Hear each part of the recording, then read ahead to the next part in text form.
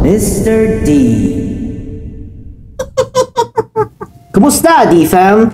Kung gusto mong malaman kung paano makaipon ng malaki kada taon, kahit simpleng empleyado ka lang, tamang-tama tong video na para sa'yo. Tip number 1. Magbaon sa trabaho. Alam mo ba na kung araw-araw kang bumibili ng lunch sa labas, umaabot ito sa 100 to 150 kada araw. Kung magbabaon ka, pwede ka lang gumastos ng 30 pesos to 50 pesos lang. Kaya tigil-tigilan mo na yung Jolly Chicken at Chicken Mac mo. Ito ang matitipid mo. 100 pesos minus 50 pesos equals 50 pesos per day ang matitipid mo. 50 times 22 working days equals 1,100 per month. At last, 1,100 per month times 12 months equals 13,200 per year. Sa halagang ito, makakabili ka na ng isang entry-level na cellphone o kaya naman round-trip ticket to Boracay. Tip number 2. Gamitin ang public transportation, mag-carpool o kaya maglakad ka na lang. Kung aaraw-arawin mo na nag-grab ka, 250 ang round trip, edi 5,500 per month yan. Oh my God! Kung mag-jeep ka naman or MRT, baka maging 100 per day lang yan. O kung malapit ka man, maglakad o magbike ka na lang, di ba? Oh yes. Exercise pa. So ito ang matitipid mo. So 250 na grab minus 100 pesos equals 150 a day ang tipid mo. Yung 150 na yun, i-times natin sa 22 days equals 3,300 per month. At 3,300 per month times 12 months ay 39,600 a year. Laki, di ba? Take note, hindi mo kailangang araw-araw gawin to. Kahit 50% lang ng time, mag-commute ka. 39,600 times 0.5 o kalahati nito ay 19,800 a year pa rin ang matitipid mo. Pwede ka na ditong makabili ng 1-year Netflix, grocery at pamasko. Tip number 3. Magbawas sa milk tea at kape. Sinong guilty dito? Kung every other day kang bumibili ng 150 pesos na milk tea or Starbucks coffee, that's around 15 times a month. Tsaka na lang muna sa 3-in-1 coffee or Lipton tea. May iwasan mo pa ang diabetes. Etong masisave mo. 150 times 15 days equals 2,250 a month.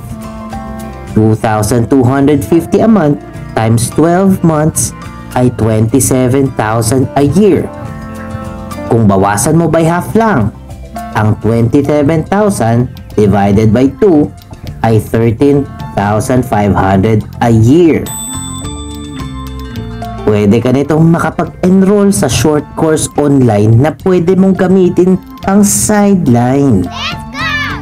Tip number 4. Magbenta ng di na ginagamit na item sa bahay. Yung mga damit, sapatos, libro, appliances, gadgets, gym equipments na hindi mo na ginagamit, ibenta mo na online. Yan ang mga kalat sa bahay. Gawin mo na lang pera. Luminis na ang bahay mo, nagkapera ka pa. Etong kikitain mo sa paunti-unting pagbenta ng mga hindi mo kailangang gamit. Sabihin nating 700 per month times 12 months equals 8,400 a year. Pwede mo na itong magamit as emergency fund or mini staycation. Tip number 5. Maglista at magplano ng grocery at iwas sa impulse buying. Maglista bago bumili at huwag gutom pag nasa grocery. Totoo to. Promise. Based on experience to, kaya makinig ka lang. Pag gutom kasi, lahat gusto nating bilhin. Rich kid yarn? Etong ating maaaring matipid. Ayon sa aking pananaliksik, impulse buying can cost 700 extra per month. So 700 times 12 equals 8,400 a year. Pwede ka nang bumili ng extra groceries for the holiday season or mga regalo. Tip number 6. Gamitin ang Ipon Challenge method. Subukan mo yung 52 weeks challenge o alkansya system. Kahit 20 lang per day, maaari ka nang makatipid. Ang matitipid mo dito ay 20,000 times 365 days equals 7,300 per year.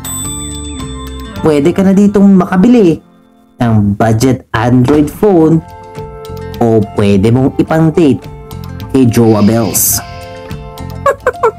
Tip number 7. Magtipid sa kuryente at tubig. I-unplug ang appliances. Oh yes.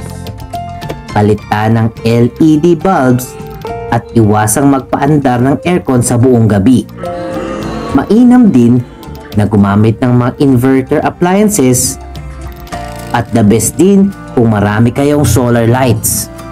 Etong maaari nating matipid. 500 per month sa combined na electricity and water.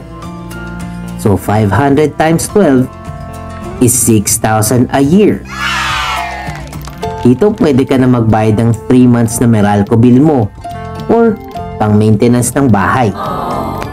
Tip number 8. Mag-budget gamit ang 50-30-20 rule. Okay. 50% needs, 30% wants, at 20% savings or debt payments. Kapag may sistema ka, mas madali ka makakaipon. Disiplina lang. Ito ang sample computation. Kung sumasahod ka ng 20,000 a month, ang savings mo ay 20% na 4,000 a month. So 4,000 times 12 months ay 48,000 a year. Even i-half lang natin ito. Gawin nating 24,000 a year. Pwede na rin itong pang emergency fund at pag-set up ng PC pang side hustle. Oh, wow! Pero ito ang ultimate secret ko. Kung gusto mo talagang makatipid, lalo na at work from home ka, huwag lumabas ng bahay. 100% makakatipid ka ng matindi. Tara, i-compute natin ang ating natipid at naipon. Kapag sinunod mo kahit kalahati ng mga tipid tips ko, ito ang estimated savings mo sa isang taon. Baon, 13,200. 50% public transportation, 19,800. 50% milk tea cut, 13,500. Pagbebenta ng mga hindi ginagamit na bagay, 8,400. Grocery planning, 8,400. Ipon challenge, 7,300. Tipid sa kuryente at tubig, 6,000. At budget system, i-conservative na natin to, 24,000 pesos. Ang total savings natin ay, drumroll please, 100,600 pesos a year! Unbelievable! Kahit kalahati lang ito ang magawa mo, nasa 50,300 pesos a year pa din ang potential savings mo. Conservative computation pa yan, ha? Kita mo yan? Hindi kailangan ng malaking kita para makapag-ipon. Kailangan lang ng disiplina, sipag at tamang mindset. Kaya mo to, D-Fam.